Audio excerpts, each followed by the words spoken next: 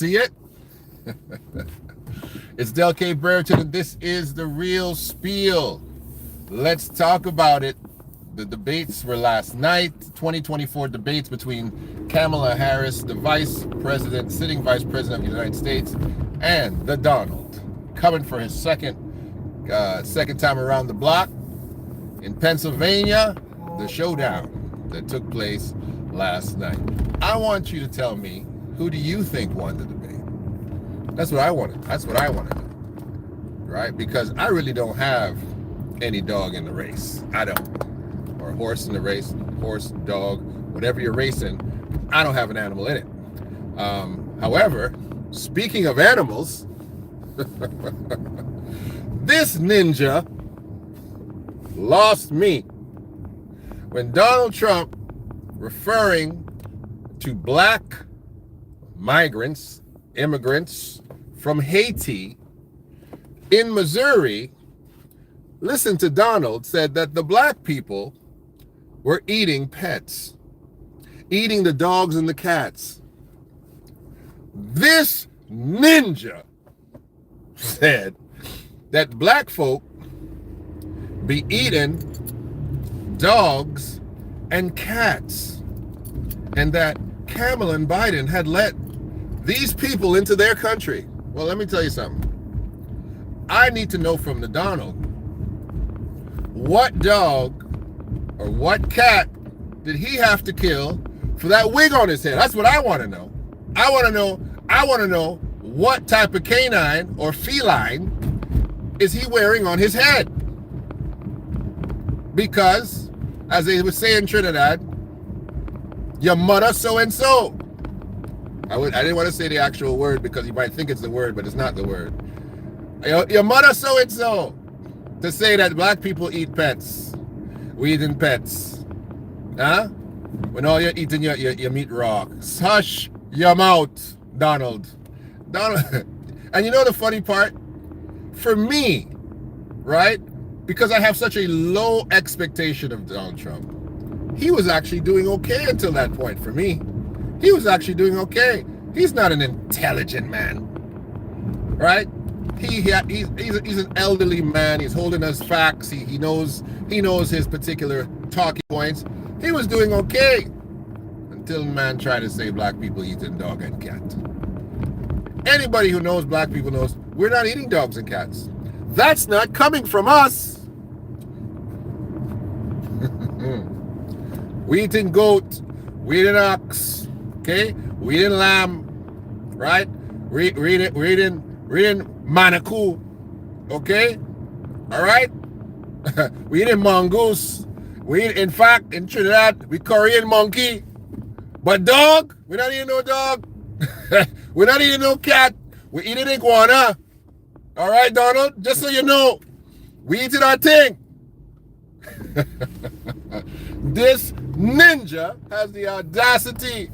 We don't eat no domesticated meat. We eating wild meat. We eating lap. We eating agouti. All right? All the Trinis are laughing their head off right now. All the Trini people, they're laughing their head off right now. All the Grenadians, they're laughing. Donald say we come in there to eat people dog. You mad? We leave our country to eat people dog? To eat people cat? That is not us. You're blaming the wrong people for that. And I'm not going to add to your xenophobia to tell you who eating dog and cat. Right. Because Donald, I am sure in your lifetime, you live in New York, you went to particular cultural areas. I'm sure you eat dog and cat in your life. You just don't know. Okay? I'm sure sweet and sour dog and cat, you eat that before, but you just don't know. But it wasn't from us. It didn't come to us for that. Don't try that stupidness with us. This man, the audacity boy. And then Kamala fixed his wagon, you know. Kamala fixed him. When the man tried to say, crime is way up. And the moderator said, hey, hold on. The FBI is saying crime is way down. He said, that is fraud. That is fraud. Them thing is reported incorrectly. And then The man give the mic to Kamala. Oh gosh, Kamala take off the sheath, the cover on she knife. Lick it and say, oh, well, that was rich. That was rich. And started to name all of Donald's criminal conviction and his sexual assault litigation and the fact in November he's going from sentencing. The man looked like he swallowed a canary, boy. Oh my gosh, that was good. But let me not be biased. When the moderator brought up, your mother so-and-so. Mark Shepard, your mother so-and-so is what she should have tell him. Your mother so-and-so. We eating dog and cat, we eating your mother so-and-so is what we eating.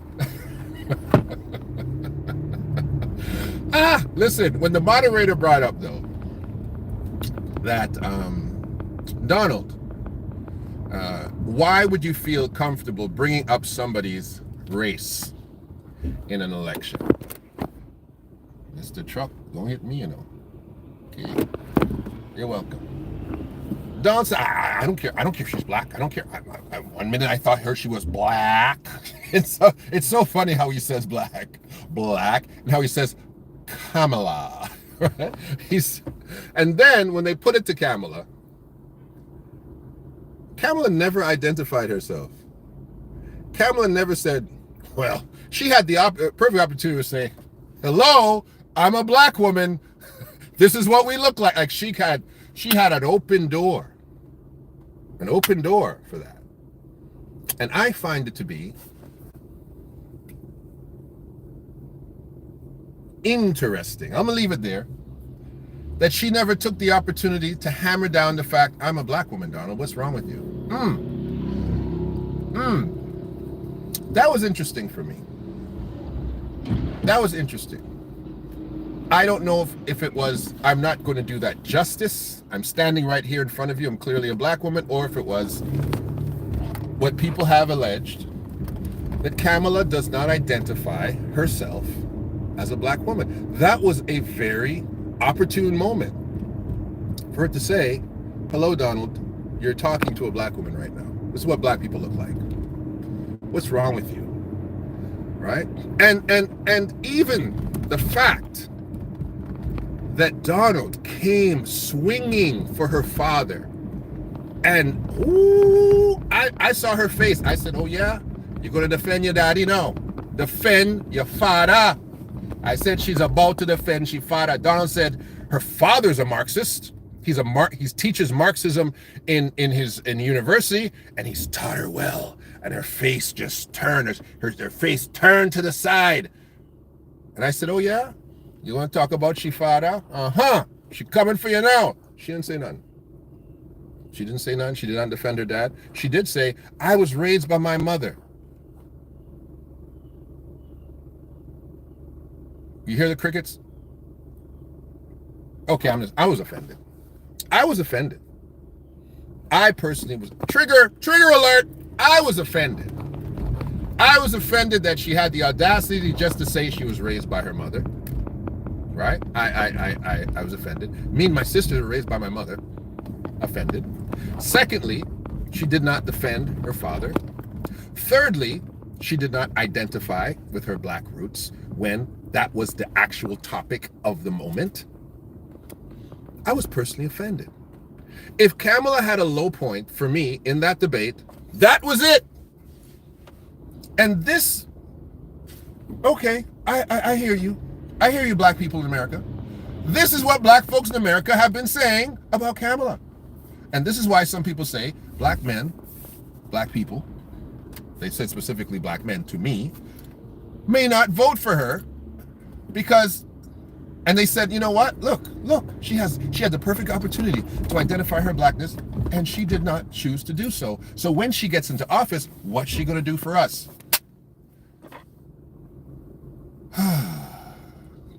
She had every moment. That was her moment to deal with that situation, and she didn't. 1, 2, 3 cases. I'm offended. I was offended. Going on the Steve Harvey show, wonderful, great, that's fantastic. Taking your tour of the sororities, the black sororities, great. Saying you went to Howard, great. All those things are great. But you had your moment, okay, to talk for the culture, right? Not to give us a side, some kind of Hillary Clinton, I got my hot sauce in my purse kind of, you did not, no. You had your moment, Kamala. You got a big old black name. Big old black name. And you couldn't just say, you know, power to the people, I'm a black woman, watch me do my thing. Like, come on, man. I was offended. I was personally offended. Okay? I was offended. Carla Lockhart, good to see you, my love. Shiloh Institute, the real spiel, stand up. I don't know if anybody else was. If she had answered those three things, all of Black America would have voted for her. You know what I'm saying? That's all she had to do. Represent her black father. Represent the fact that, yo, I'm a black woman. Don't play with me. We are black people. That's all she had to do. That's all she had to do. That was her one shining moment that she let miss. She let that miss. And I'm sorry. Like, if Kamala thinks that she's going to get into that White House without black votes, she's got another bloody thing coming. She does. If she thinks that she can roll around in the ambiguity of race, she's got another doggone thing coming. She does, because Donald Trump has his white right firmly in his pocket. Donald Trump has his black Republicans firmly in his pocket. Who's Kamala reaching out to? Are you trying to win us over with what? Okay? Did she speak eloquently? Yes. Did she misstep in any kind of way that grammatically? No. Did she counteract Donald Trump's allegations, his xenophobia, his personal attacks? She nailed him. Nailed him to the cross. Did she have Donald fumbling and bumbling? I believe it a couple times she did. But she lost me with that one. She lost me with that one. And I gave her the chance. Gave her a couple of chances. I raised by my black mom. I was raised by my mom, Indian lady. No problem. No problem. Listen, we don't mind. You know how many black men have children with women outside of the black culture? That don't move us. That don't move us. If my white girlfriend, white wife has a child for me, the child's black. If my Asian girlfriend, Asian wife has a child for me, the child's black. If my Indian woman have a child for me, the child's black. I have no problem. The child is black. But you, Kamala, that do not look Indian. In fact, in Trinidad, we would call you a Dogla. Or maybe you're passing as a Dogla. Maybe it passes a Dogla. What is a Dogla? A Dogla is a person that is mixed with black and Indian. We call them Dogla. If they're Spanish and black, we call them a Spanish Dogla. But she is not looking, although she's a Dogla, but she don't look like a Dogla. We just think it's a red thing. That's Trinidad, we say that too. We call them red woman, right? It means a black woman that is lighter skinned. So Kamala clearly looks black. Nobody is mistaking Kamala for an Indian. Nobody is mistaking Kamala for a Latino. She can't mistake for that. She's black. In all circumstances. Barack Obama, his father is a full Kenyan African man. His mother is white. White. When we look at Barack, we're not figuring Barack is something else. We know that's a black man right there. So that is a black man. We know Kamala is not mixed with white and black like Obama. She's mixed with brown and black. And Indian people just start calling themselves brown. We just start calling Indian people brown. They weren't brown before, but they're brown now. So she's brown and black. What is brown and black? Huh? Any kindergarten kid can tell you what takes place when you put brown and black together. Hey, so I don't see why she would not try to embrace. She has Caribbean roots. Her father's an intellect. The man is a brilliant man. He's not no little, as they say in Trinidad, piston tail little boy. Sit on. He's not selling nuts. He's not selling coconuts on the mountaintop. He's not selling oxtail in Negril. The man is an intellect. Why would you disenfranchise yourself from such a positive black man? What? Because he give you talk? He's your father? He's supposed to tell you about yourself. I have 3 daughters. Any chance I get, I'm telling them about themselves. One of them is not talking to me now. That's okay. I still she father. I love she. Same way. And that little child better grow up and rep me. I don't care. I'm offended. Trigger alert. I'm offended. She spoiled it for me. That whole thing. I was like, she had me away the rest of the time. The rest of the time she had me away. She did. She had me away. She absolutely did. Now, does that mean all of that is going to cause me to vote for this redneck madman? Absolutely not. Hey, I wouldn't give that man. I would not give that man my vote if he's the only candidate.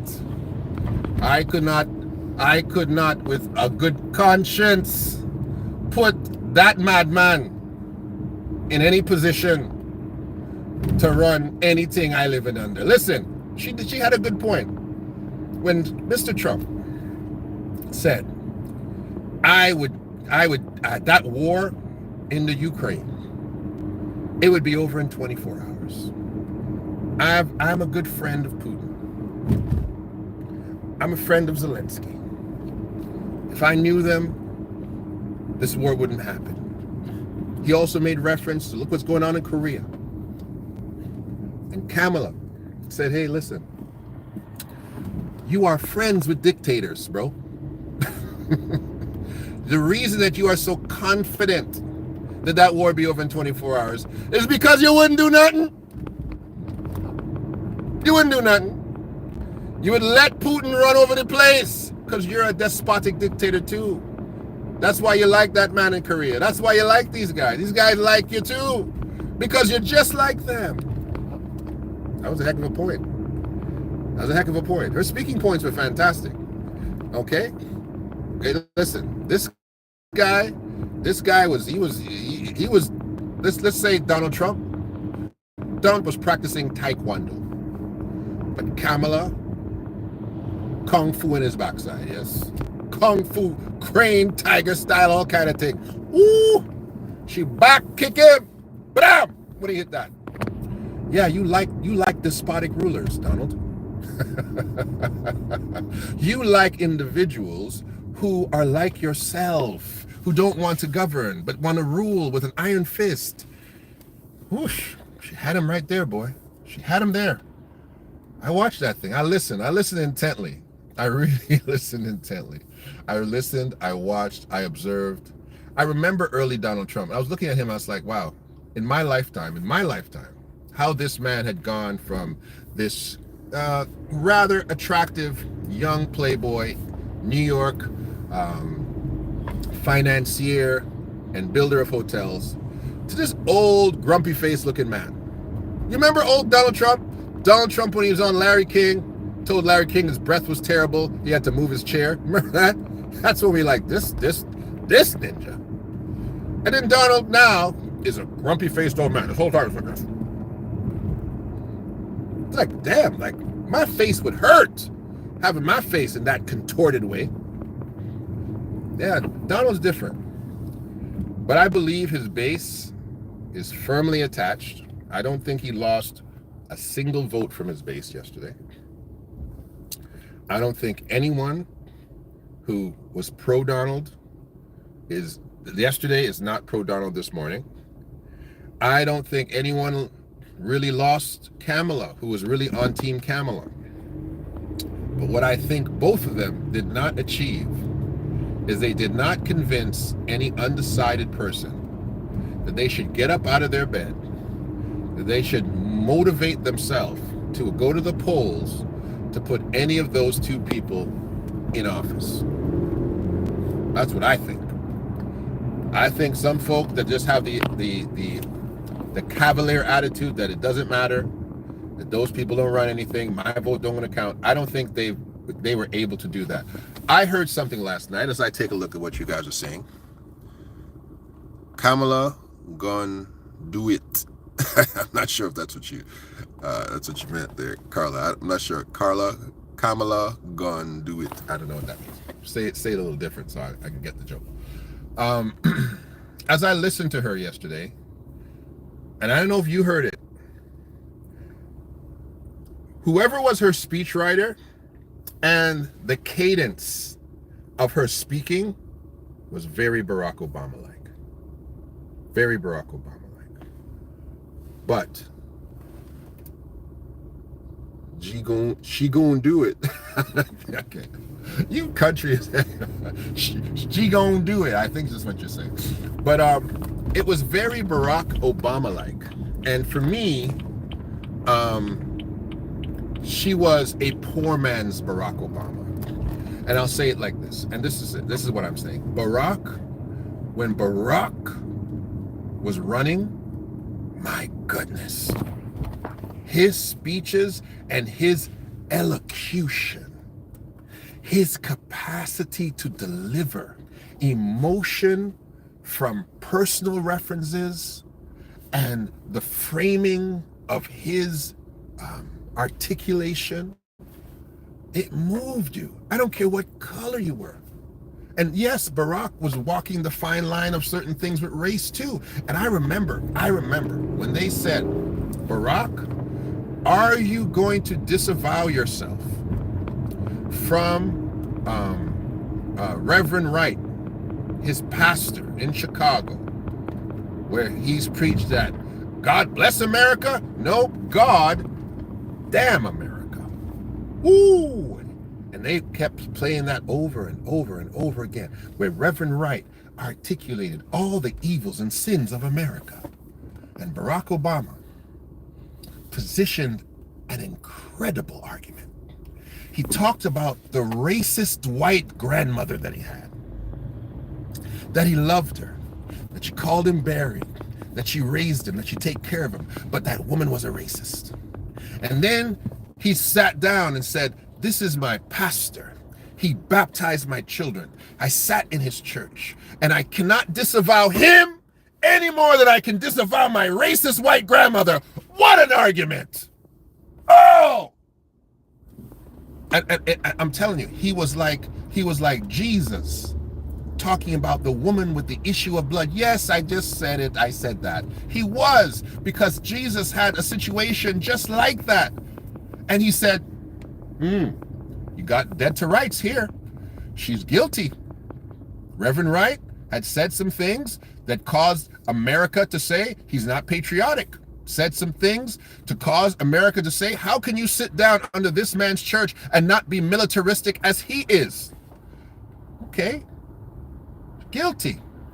But he that is without sin cast the first stone. You white folks know that you say stuff racist sometime.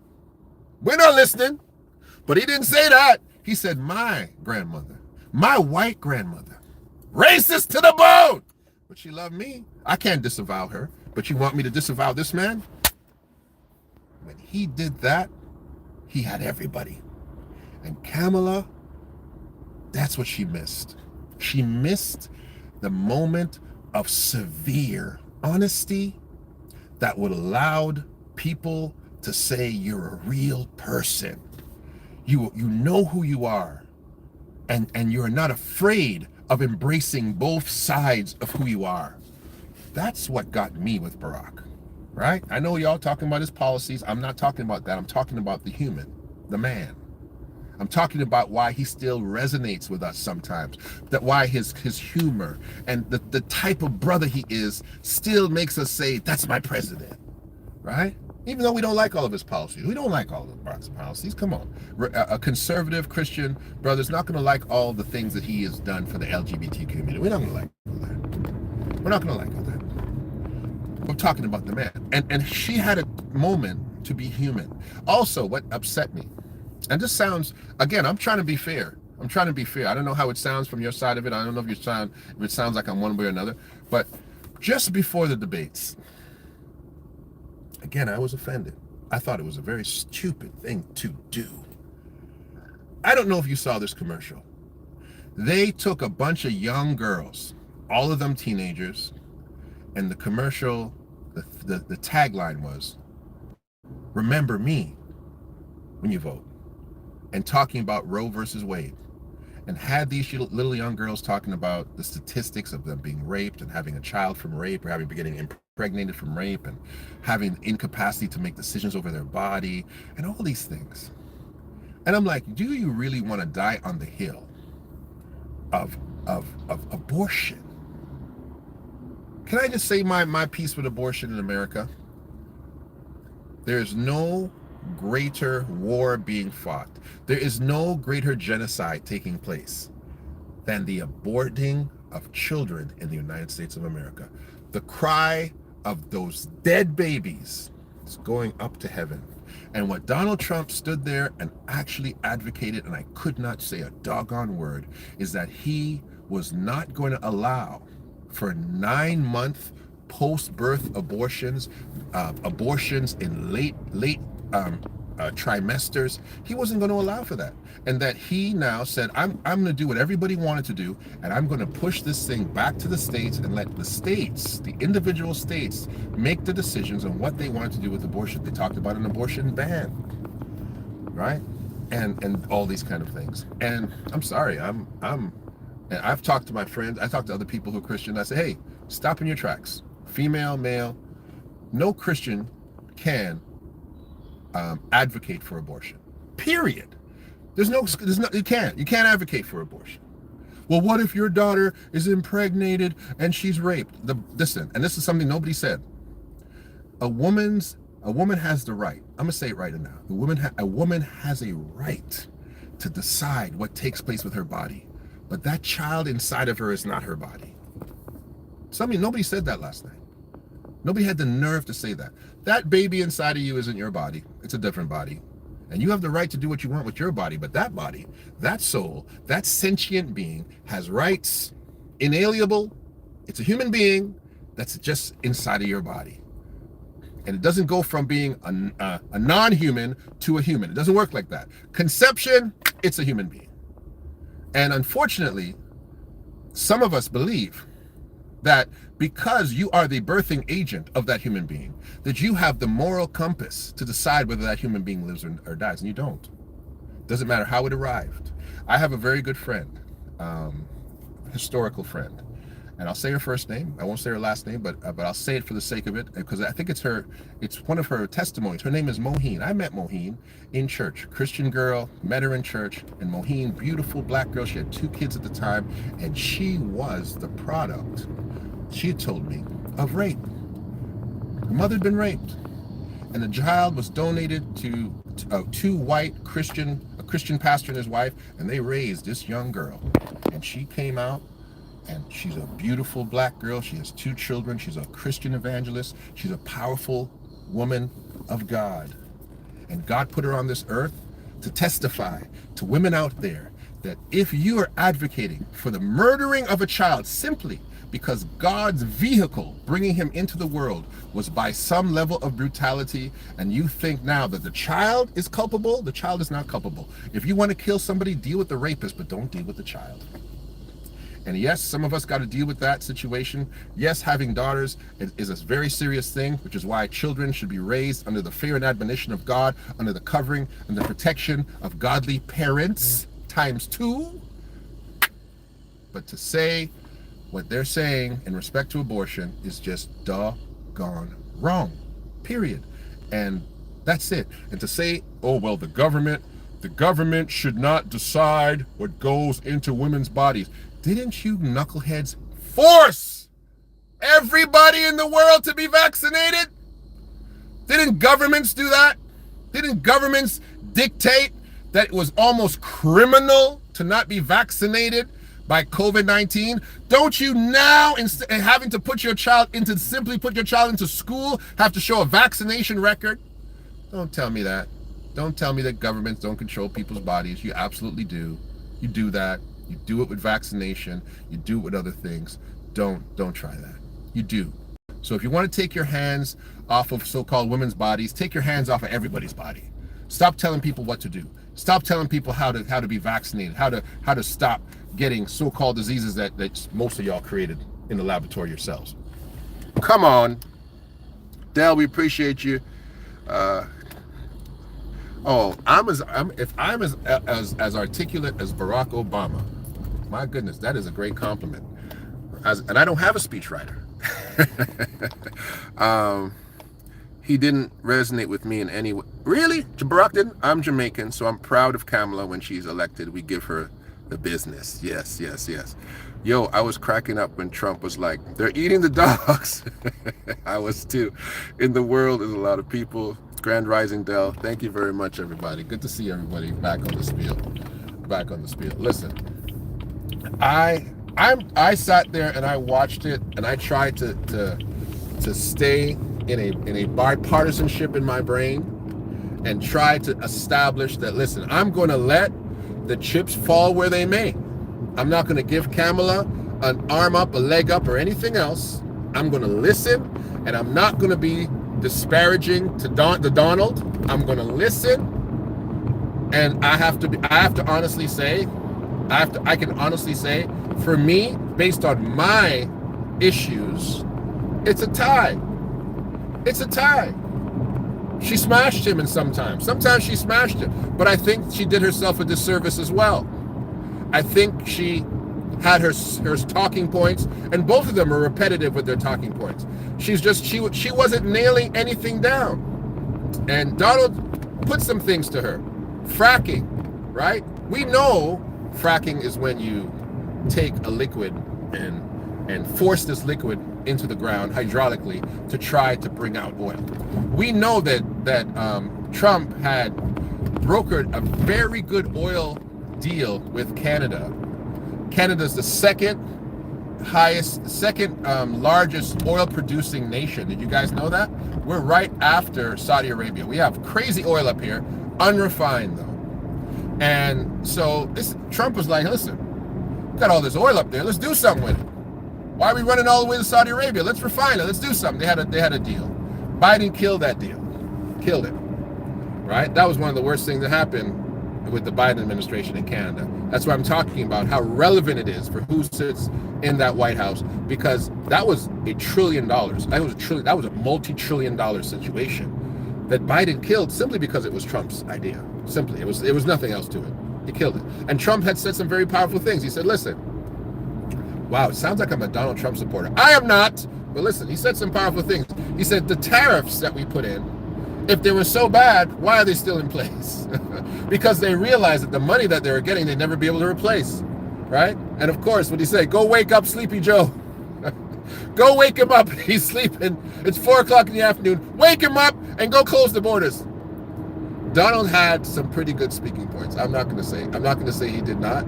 He did absolutely lose his mind when he's talking about he still won the election.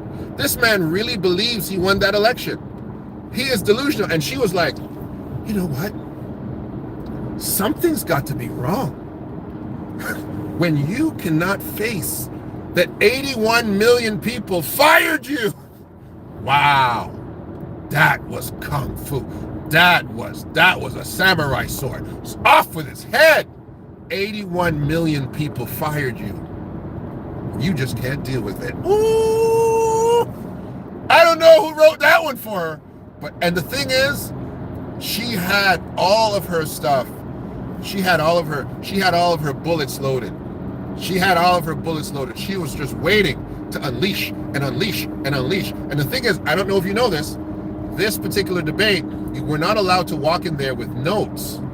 So it's not like she had these things waiting to unload, checking them off. They had to be in her head. And she did very well with that. They probably could have written notes when they got there, but you could not have had notes in advance.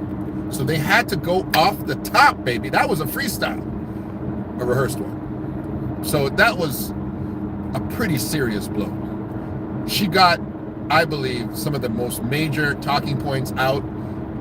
She definitely did not lose that debate. I just want to be clear. But in the areas where she could have absolutely hit home runs, she didn't. She bunted.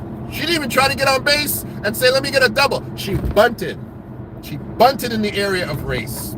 She bunted in the area of abortion and Roe versus Wade. She bunted in the area of actually talking about some of her policies that I think she had. She talked about one $6,000 to, you guys might know better than me, or six, I don't know, something to the extent where she's going to try to, I think it was $6 billion actually, to build more homes for the middle class. And that's just pie in the sky, man. That's just pie in the sky. Come on. Like any economist knows, when you build property, you're not building them with the public sector money. You're building them with private sector money. Okay? All you're giving these private sector is some kind of tax incentives, but they're building in private sector money. So that means that those properties are going to come in at market prices. Whether it's a rental, whether it's a purchase, it's market rent. Nobody's paying rent from the early 90s. You're not building stuff and saying, oh, you got a 3-bedroom apartment here, we're going to charge you $500 a month. Not going to happen. Not going to happen at all. You know who's going to get rich? The corporations that are building those properties. They're going to get rich because you're going to give them tax incentives to build them. So come on, Kamala. Come on. You're not talking to little people. So some of the things that she had the capacity to really hammer down, she didn't. And Donald Trump, to his credit, flying off the seat of his pants, spoke just as much policy as she did. Just as much policy as she did. Honestly. And whether you say some of it's made up or whatever, but listen, she kept repeating herself about her policy. She kept giving us the pie in the sky. Oh, America needs a president that believes in hope. And come on, man. That was Barack Obama, baby. You got to come with something better than that. That was Barack. The audacity of hope was Barack. That's not you. You need the intricacy of details. That's what you need. That's what you need. You need the specificity of facts and the exactness of what you will do. That's what you needed to do. And you need to tell people who you think you are. Because Kamala, I can't tell you who I think you are. You got to tell me, baby. You got to tell me. You got Jamaican people right on the live saying Kamala's a Jamaican. Does Kamala identify as a Jamaican? We know she spent lots of time in Jamaica. We see all kind of pictures with you and your father. We see them. We see them. You and your father in Jamaica and your sister, they hanging out, you're lying, and you don't want to give a man no credit on national TV. You could have said you love your daddy. We would have been good. Nah, don't like it. I'm offended. I'm offended. I'm offended for him.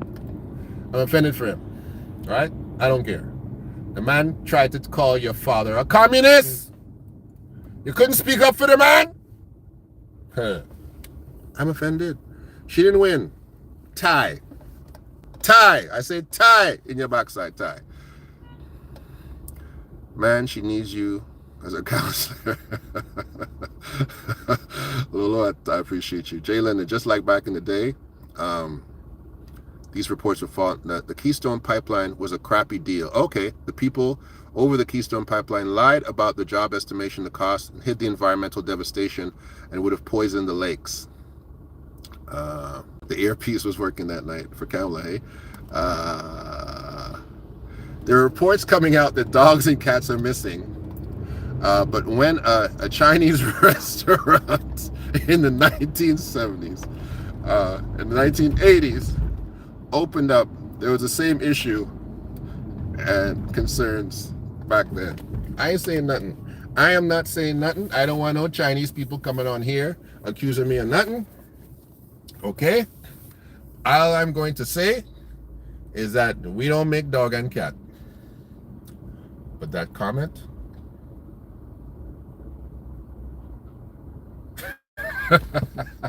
we don't eat dog and cat. But that comment right there,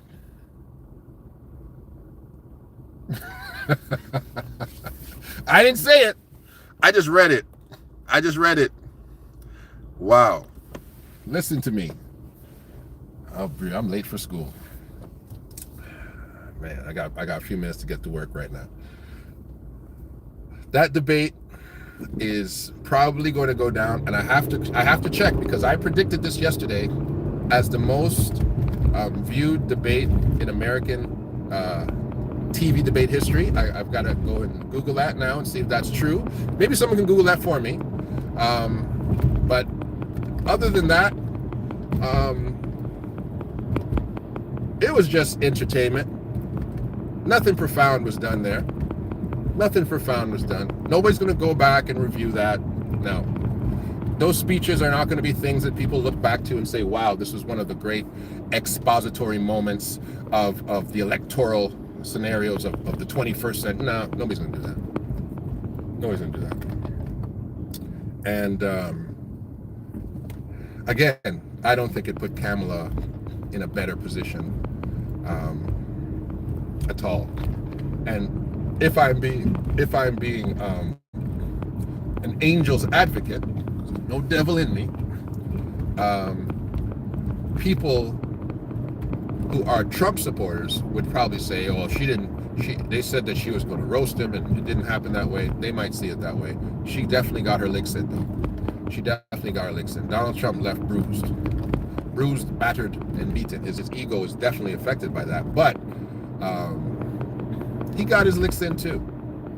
He got his licks in, too. He called her vice president a horrible choice. Look at your choice, though. Look at the idiot that you chose. And it's funny because as Kamala was breaking down all the people that did not want to support Donald at this time, she never brought up Mike Pence, which I think would have been a resounding thing to bring up. When you say that my vice president choice was bad, your ex-vice president won't endorse you. That was perfect. That would have been a poo. Oh my goodness. That would have been a Reggie Jackson, baby. She didn't hit that one. She didn't hit that one. She got a lot. She didn't hit that one. So to me, tied. I love y'all. This is Del K. Brereton. This is The Real Spiel. We're going to talk again. All right? Dr. David Israel, my brother, out there in Tel Aviv, running the Hebrew school. We would like some of y'all, if you want to learn Hebrew, you want to learn Hebrew with the authentic original Hebrew language, you want to understand how to speak Hebrew, how to write Hebrew in 5 sessions, Dr. David Israel, delkbrereton@gmail.com, delkbrereton@gmail.com, and you will get in touch with the Hebrew scholar who's teaching you Hebrew, original Hebrew, and allowing you to speak, to read, and to understand, to write, and to understand Hebrew. Thank you very much. This is Del K. Brereton. This is The Real Spiel. And let me just read the last few. That oil was going to Mexico to be defined and shipped overseas, not sold by the USA. The news outlets are saying, while it's too early to say definitely whether it's the most viewed debate in history, it has certainly garnered significant viewership and media coverage. Thank you very much for that. Thank you very much for that. We're going to talk later on the drive home. We'll do the part 2 on the drive home. Okay? God bless. Let me hurry up and get to work before I don't have a job, and y'all people got to take care of me. Bless you, and we'll talk soon.